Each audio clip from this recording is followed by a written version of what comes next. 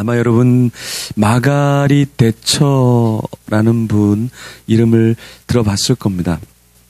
네, 영국에서 여자 최초로 여성 총리를 했죠. 그런데 그냥 단순히 했던 것이 아니라 굉장히 큰 영향력을 줬죠.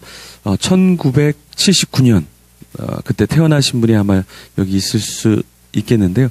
1979년부터 1990년 11년 동안 여성 총리로 계속해서 정치를 했었습니다. 근데 이 마가릿 대처가 굉장히 대처를 잘했죠. 근데 그 당시에 경제적으로 사회적으로 굉장히 힘들었습니다. 왜냐하면 이 영국이라는 나라가 계속해서 복지 하다 보니까 사실은 너무 많이 나눠져 주다 보니까 나라에 있는 재정도 많지 않았고 사회가 굉장히 어지러웠던 거예요. 그래서 이 마가릿 대처가 어떻게 대처를 했냐면, 야, 우리 아이들에게 더 이상 우유를 주지 말자. 그래서 이 마가릿 대처의 별명이 무엇이었냐면 우유 강탈자라는 그런 별명을 받았습니다. 왜 그러냐면 예전에는 그냥 무상으로 해준 것을 이 마가릿 대처가 보니까 너무나 모든 걸 복지 하다 보니까 이게 복지가 오히려 더 악이 되는 거예요. 해악이 되는 거죠. 그래서 그럼 안 되겠다. 그래서 학교에 나눠주던 그 우유를 주지 않고 경제에 있어서도 우리가 시장 경제를 조금 더 활성화시키자라고 해서 공산주의는 배격하면서 사회주의적인 성향을 배격하면서 그렇게 정치를 펼쳐 나갔죠.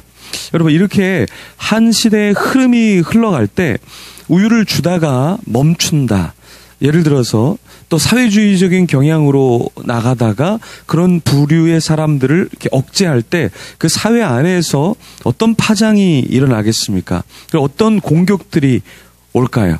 분명히 반대파 세력들이 일어나겠죠. 아니, 왜 우리에게 주던 그런 복지들을 당신이 뭔데 총리라고 하고 하는 사람이 그렇게 결정을 내리고 그렇게 할 수 있겠느냐라고 많은 그런 사람들의 반대의 목소리가 굉장히 컸겠죠. 근데 이 마가릿 대처가 그렇게 강인하게, 그래서 철의 여인이라는 별명을 얻었죠. 그리고 영화에도 이 철의 여인이라는 영화가 만들어졌습니다.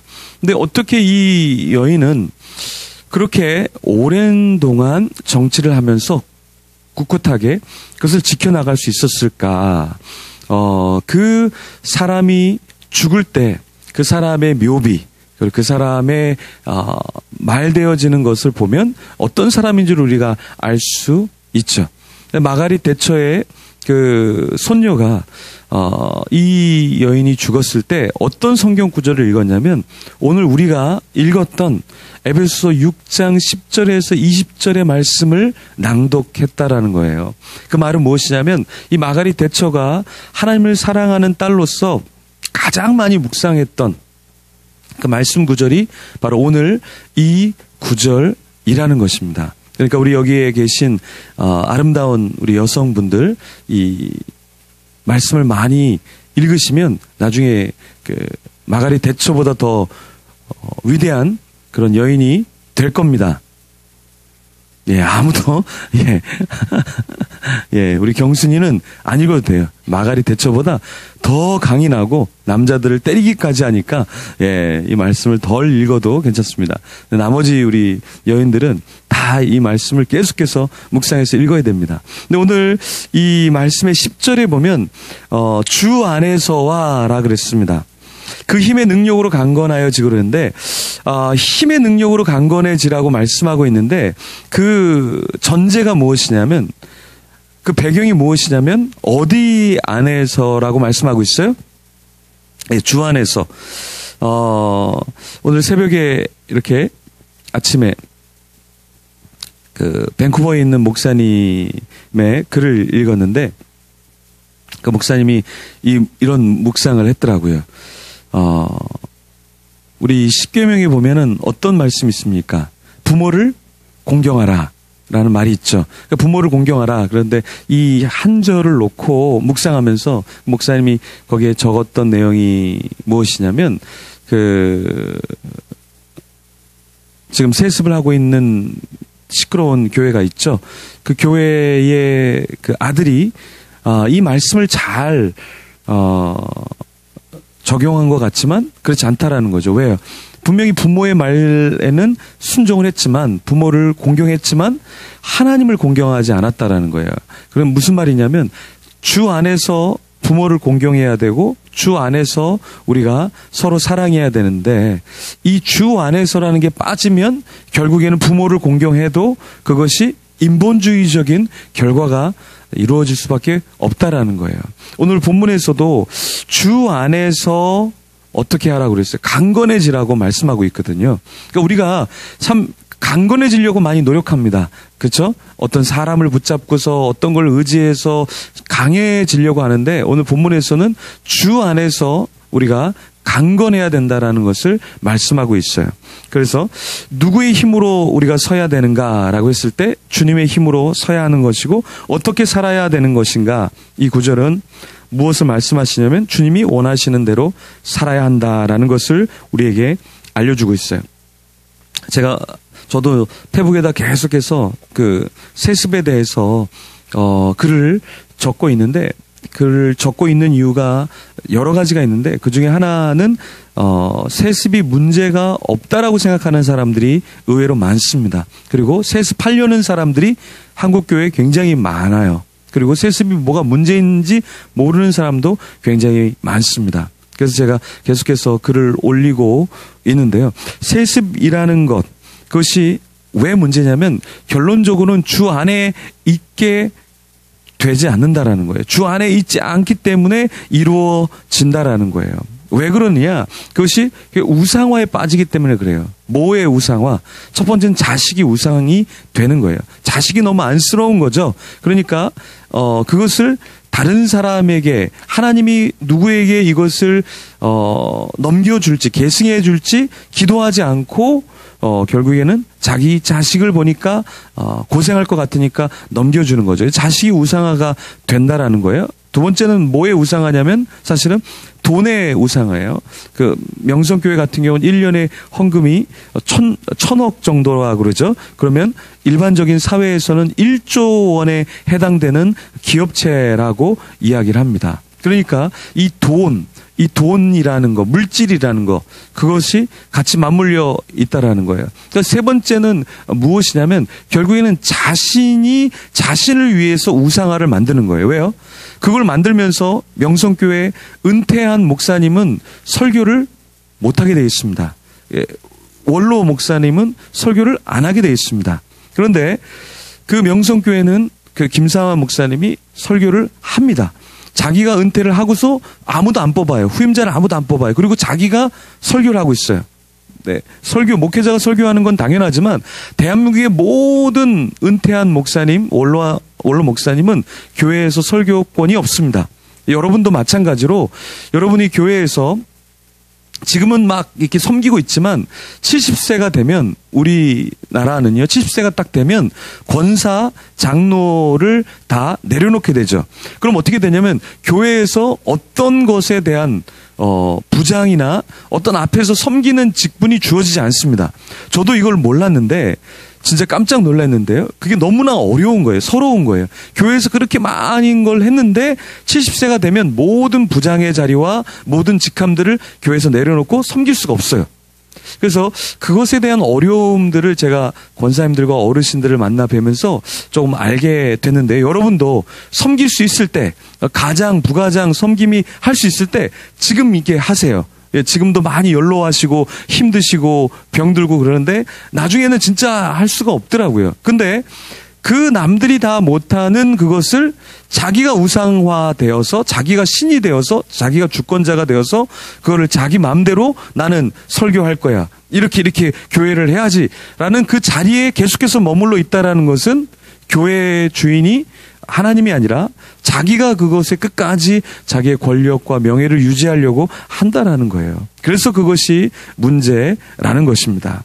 오늘 본문은 우리에게 전신갑주를 입으라라고 말씀하고 있는데, 이 전신갑주라는 것도 왜 우리가 갑옷을 입어야 되는가라고 했을 때, 이런 영적인 싸움을 할 수 있도록 우리가 영적으로 준비되어야 한다라는 거예요. 그러니까 내가 거룩하지 않고 또 내가 하나님 말씀대로 살지 않고 갑옷을 입지 않고 전쟁에 뛰어든다면 우리는 금방 무너질 수밖에 없다라는 것이죠. 그래서 우리는 계속해서 영적인 전쟁을 해야 되는 거예요. 근데 이게 저도 어떤 글을 하나 올리고 이거 할 때 이 데미지가 있습니다.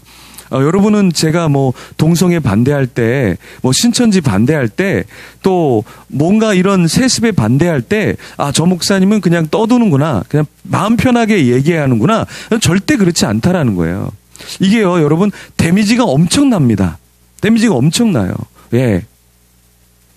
이단과 싸울 때도 그렇고, 동성애자와 싸울 때도 그렇고, 세습과 맞서서 싸울 때도 그렇고, 별의별 사람들이 다 있기 때문에, 이 세습이 왜 잘못됐는데, 그러면서 싸움을 걸어오는 사람도 있고, 신천지 글을 올리면, 신천지가 막 댓글을 합니다. 그렇죠? 그러면 뭡니까? 예. 여러분들 한 번도 도와준 적이 없잖아요. 신천지가 아무리 댓글해도 여러분들은 침묵. 그죠? 예. 그래서 내년에 우리가 표가 반응하라 2018이에요. 예. 진짜 반응 안 하면 그냥 18 그 욕이 나오는 거죠. 그죠? 진짜 이 침묵. 와, 대구 사람들이 엄청나게 침묵을 좋아해요. 근데 막 기도합시다. 그러면 침묵하고요. 놔두면 그냥 자기네끼리 막 떠들고 욕하고 막 그러죠. 근데 이 침묵이라는 게 되게 무서운데 사실은 침묵하면 쉬워요. 굉장히 쉬워요. 굉장히 쉬워요. 굉장히 쉬워요. 예. 근데 이 침묵을 깨고 나서 내가 영적인 싸움을 하기 시작하면 상당한 공격이 들어온다라는 거예요. 그래서 왜 바울은 우리가 이 싸움을 해야 되는가라고 했을 때 바울은 우리가 싸워야 할 정체성이 있다라는 거예요. 그게 우리가 혈과 육의 그런 사람도 아니고요. 네. 누구와 우리가 싸워야 되는가? 누구와 우리가 싸워야 되는가? 이 어둠의 세상 주관자들과 싸워야 된다는 거예요. 여러분, 이 세상을 주관하려는 자들이 있어요. 교회를 주관하는 자들이 있어요. 명성교회도 사실은 교회를 주관하려고 하기 때문에 문제라는 거예요. 그냥 진짜 그걸 자녀에게 세습할 수 있습니다. 자녀에게 승계할 수 있어요. 분명히 교회가 승계할 수 있어요. 근데 명성교회가 속한 그 통합은 세습이 법적으로 금지되고 있어요. 근데 법을 어겨서 편법적으로 새노래 명성교회라는 걸 만들어서 수백억으로 교회를 지어주고 거기에 보냈고 다시 그거를 합병이라는 변칙 세습이죠. 변칙 세습으로 한단 말이죠. 근데 이러한 그 무언가를 주관하려고 하는 자들과 싸운다라는 것은 어렵지만 그 우리의 정체, 싸워야 될 대상이 바로 그런 어둠의 주관자들이라는 거예요. 그리고 오늘 본문에서는 악의 영들이라고 했어요. 우리는 사실 보이지 않는 악의 영들과 지금 싸우고 있어요. 우리를 우상으로, 우리도 나도 모르게 내가 우상을 섬길 때가 있죠. 돈을 섬길 때가 있고, 그렇죠?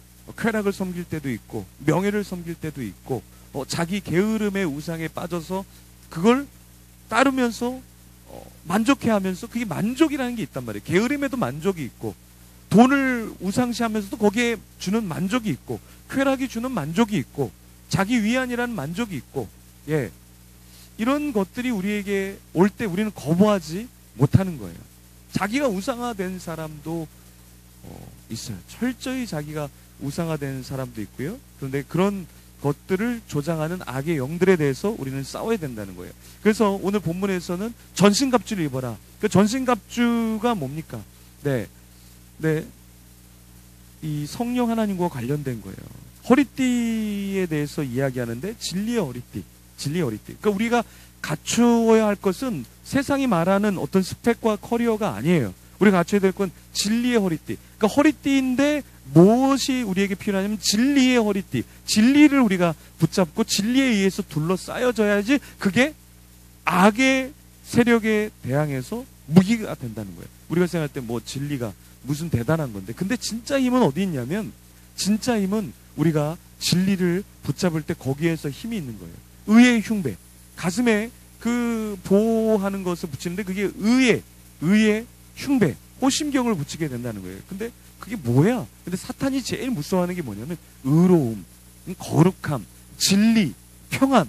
예? 신발도 그냥 나이키, 뭐 프로스펙스 이런 신발이 아니라, 너무 옛날 브랜드를 얘기했나요? 제가 어릴 때 좋아했던 유행했던 건데, 예, 지금껏 모릅니다. 제가 브랜드를. 예. 그 신발인데 다른 신발이 아니라 평안의 신발을 이야기하고 있다는 거예요. 진짜 무서운 신발이 뭐냐면 어떤 메이커를 들이대는 게 아니라 평안. 당신하고 평화를 제가 주러 왔습니다. 그리스도의 평안을 전하기 위해서 제가 왔습니다. 이게 정말 하나님이 원하시는 사람이고 무서운, 사탄에게 있어서는 무섭게 된다라는 거예요. 그리고 믿음의 방패, 또 말씀의 이 검, 이것이 엄청난 무기가 된다라는 거예요. 믿음의 방패가 있어야 사탄을 방어할 수 있다라는 것이죠. 그리고 칼이 있는데 그 칼이 그냥 우리가 알고 있는 그런 칼이 아니라 말씀의 검이라는 거예요. 그러니까 우리가 말씀이 있어야 실제로 싸울 수 있고 승리할 수 있다라는 거예요. 네, 제가 어제 양육 간사반에서도 나눈 이야기인데, 이 말씀의 검이라는 것이 예전에 그냥 말씀이 중요하지 이렇게 생각했는데, 제가 한 지체랑 이야기를 나누면서 우리 삶 속에 말씀이 있다는 게 얼마나 파워풀하고 얼마나 우리를 바로 살게 하는가, 이런 것을 느꼈는데요. 한 지체가 다른 교회에서 다니다가, 좀 신비적인 교회를 다니다가, 너 목사님이 소개시켜주는 이 사람 만나야 돼. 안 만나고 싶은데 만나라고 자꾸만 그러는데, 결국에는 만났는데 내 스타일이 아닌데 그 신비적인 분이 결혼해야 돼. 근데 결혼하고 싶지 않은데, 그러더니 그 신비적인 목사님이, 그러면 너는 결혼하지 않으면 저주를 받아서 결혼 못하게 될 거야, 이런 얘기를 했다라는 거예요. 결국엔 지금 결혼 안 하고 있는데, 아포스에 있는데, 내가 그 저주 때문에 아직도 결혼을 못하는가, 이런 생각을 하고 있는 거예요. 절대 그렇지 않다. 하나님 우리에게 자유의지를 주셨고, 성경 어디에도 그런 말씀이 없다. 하나님 우리를 사랑하시기 때문에 우리에게 자유의지를 주셨고, 하나님께서는 우리가 행복하기를 원하신다. 이 말씀을 알려주고 하나님의 뜻을 알려주니까 이 친구가 그런 거예요? 하면서 자기도 그런 건 알고 있었는데 그렇게 이야기하니까 진짜 그런가 하고 생각이 나면서 자기 삶을 자꾸 포기하게 된다라는 거예요. 여러분, 우리가 말씀이 우리 속에 자꾸 들어오면, 기뻐하라는 말씀이 들어오면 내 한 구석에는 슬퍼해야지. 근데 이 말씀이 진짜 들어오면 내가 아니지, 이걸 털어버리고 기뻐해야지. 이렇게 우리가 다른 삶을 산다라는 거예요. 영적으로 깨어서 누군가 싸우고 있을 때, 누군가 관계가 안 좋을 때 성령님 우리에게 말씀해 주시죠. 뭐라고요? 화해해라, 용서해라, 품어라. 그랬을 때 우리는 어떻게 합니까? 그 말씀이 내 삶 속에 들어와서 우리는 말씀의 검으로 사탄이 우리를 침소하고 우리를 낭망하게 할 때 우리는 거기서 깨어서 일어설 수 있다라는 거예요. 그래서 우리에게는 이 말씀의 검이라는 것이 추상적인 게 아니라, 여러분들이 우리가 말씀을 읽고 말씀을 듣고 말씀을 묵상하는 이것이 왜 우리에게 필요한가? 그것이 진짜 사탄을 찌를 수 있고, 그리고 나의 연약함을 깨어 넘어설 수 있기 때문에 그런 거예요. 우리 말씀 듣는 거를 굉장히 사모하고 좋아하죠. 그런데 그 말씀을 계속해서 묵상해야 돼요.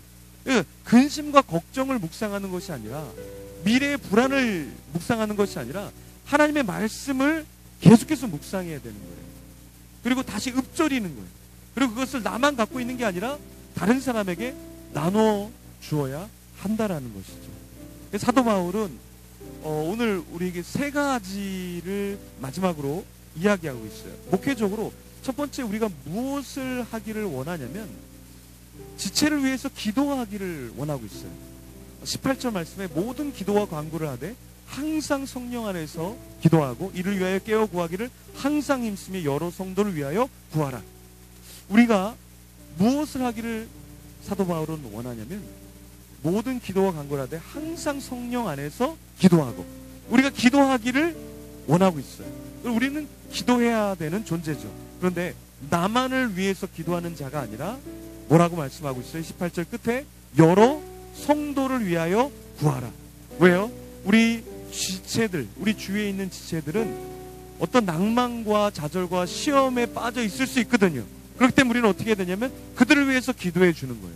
그래서 기도 제목을 받고 또 기도를 해주고 그 결과가 어떤지 물어보고 함께 성령님 안에 거해서 기도해야 한다라는 것입니다. 두 번째, 사도 바울은요 이렇게 부탁하고 있어요. 나를 위하여 구할 것은, 여러분 대사도 바울이잖아요. 대사도 바울인데 사도 바울이 뭐라 그러냐면 내가 너를 위해서 기도해 줄게 라고만 말하지 않고 나를 위해서 좀 기도해 줘라고 부탁하고 있는 거예요. 그 부탁의 내용이 무엇이냐면 내게 말씀을 주사. 사도 바울은 말씀을 전하는 자니까 말씀을 주도록 기도 부탁을 하고 있어요. 그러면서 19절에 나로 입을 열어 복음의 비밀을 담대히 알리게 하옵소서, 이렇게 간구했다라는 거예요. 여러분이 앞에 선 말씀을 전하는 자들, 앞에서 섬기는 자들을 위해서 여러분들이 기도해 주어야 돼요. 그런데 그 기도의 제목이 무엇이냐면 말씀을 전하는 자가 말씀을 잘 전하고 있는데 이거 왜 기도해야 되지? 근데 그렇지 않다라는 거예요. 이 말씀이라는 게요, 그냥 내가 생각하는 대로, 내가 깨우친 대로 논리적으로, 여러분 아무리 논리적으로 이야기해도 말씀이 들어가지 않아요. 말씀은요 성령의 임재가 있어야 되고 같이 그 영혼에 대한 긍휼한 마음이 있어야 되고요. 그럴 때 말이라는 게 전달이 되는 거예요. 제가 어떤 한 지체랑 같이 통화를 하는데 그 지체가 막 울더라고요. 울면서 이런 얘기를 하더라고요. 목사님, 제가 교회 안에서 누구와 이야기를 하는데 소통이 안 되는데 너무 가슴이 아파요. 그런데 이야기를 쭉 들어보니까 이 지체에게 소통이 안 됐던 이유는 무엇이냐면 그 사람이 나를 향한 긍휼의 마음이 조금만이라도 있으면 좋은데 긍휼의 마음은 없고 공의만 너무 가득히 있었던 거예요. 그러니까 그 말을 들으면서 바른 말이지만 그 말이 비수처럼 꽂혀와서 자기가 도저히 아무것도 할 수 없는 그 지경에 이르렀다라는 거예요. 그러면서 제가 상담을 하면서 이야기를 계속 몇 번을 하면서 알게 된 게 무엇이냐면 사실 말씀도 진리잖아요. 우리가 하는 말도 틀리지 않은 말이 굉장히 많아요. 다 맞아요. 그런데 진짜 우리에게 필요한 건 뭐냐면 사랑의 말, 긍휼의 말, 그리고 그 사람을 위하는, 그 사람을 향한 마음이 있어야 이것이 전달되어지는 거죠. 말씀을 전하는 자도 그래요. 말씀이 진리죠. 그걸 말씀을 막 던진다고 해서 말씀이 되는 게 아니에요. 성령 하나님이 열어주셔야 하고 그 말씀을 전하는 자의 마음속에 긍휼함이 있어야 되는 것이고 영혼을 향한 마음이 있어야만 된다라는 것이죠. 그래서 사도 바울도 그걸 부탁하는 거예요. 말씀이 없어서 말씀을 부탁하는 게 아니라, 전할 말씀이 없어서가 아니라 말씀을 전하는데 입을 열어서 또 그 시대에 핍박받는 그 시대에 복음을 담대하게 전할 수 있게, 비밀을 담대히 전할 수 있게 해달라고 기도 부탁을 했던 거예요. 여러분도 그 앞에 선자를 위해서 기도할 때 이걸 기억해야 돼요. 말씀이 없어서가 문제가 아니에요. 긍휼의 마음이 넘쳐나고 성령의 임재가 있고 말씀을 전하는 자부터, 앞에서 누군가를 섬기는 자, 그 자가 먼저 성령에 감동될 수 있도록, 그래서 사역하는 데 있어서, 앞에서 섬기는 데 있어서 또 그 복음을 담대히 전할 수 있도록 여러분들이 기도를 해 주어야 합니다. 마지막으로 사도 바울은 이걸 부탁하고 있어요. 자기 자신이 쇠사슬에 매인 것, 그 이유는 20절에 쇠사슬에 매인 사신이 된 것은 나로 이 일에 당연히 할 말을 담대히 하게 하려 하심이라. 사도 바울은요, 내가 이걸 계속해서 이 복음을 전하는데 자기 자신이 쇠사슬에 매인 바 됐다라고 이야기해요. 이 말은 내가 이렇게 된 것처럼 너희들도 지금 핍박이 엄청나게 있지만 쇠사슬에 매여야 돼 라는 말을 간접적으로 하고 있는 거예요. 여러분들은 얼마나 여러분을 쇠사슬에 매인 것처럼 그렇게 신앙생활하면서 살아가고 있습니까? 새벽에 많은 분들이 여기에 와 있는데요, 여러분들이 이 새벽에 여기서 사실 온다라는 건 매이는 거예요. 쇠사슬에 매인 것처럼 아주 무거운 쇠사슬을 끌고 오는 것과 같아요. 집에 있으면 얼마나 따뜻합니까? 얼마나 많이 잡니까? 또 이 아침에 그 잠잘 때 또 사랑하는 또 그 님이 오시잖아요. 그래서 같이 대화도 하고 막 이런 시간 아니에요? 그죠? 예, 내가 좋아하는 사람하고 꿈속에서 만날 수도 있고, 뭔가 맛있는 것도 혼자서 꿈속에서 차려서 먹을 수 있고, 여행도 갈 수 있고, 얼마나 좋습니까? 근데 이게 새벽에 일찍 일어나서 하루 종일 생활하고 피곤한 몸을 이끌고 사는 것, 이게 바로 쇠사슬에 매인 것과 똑같은 거예요, 여러분. 네, 그래서 제가 이 말씀을 묵상해 보니까, 야, 이거 복음을 위해서 산다라는 것이 굉장히 귀찮은 거구나, 짐이구나, 무거운 것이구나, 편한 게 아니구나. 여러분, 이렇게 새벽을 깨우면서 교육과 훈련 받으면서 편한 사람이 어디 있습니까? 예, 화요일날 양육 기초를 하는데 한 지체는 잠을 못 잤대요. 말씀 암송하는 것 때문에. 암송하는 거 긴장이 돼갖고, 근데 너무 잘해 오더라고요. 일찍 자도 괜찮았을 텐데, 그게 뭐예요? 잠을 못 자는 거잖아요. 왜요? 암송을 해야 되는데 암송을 혹 못할까봐.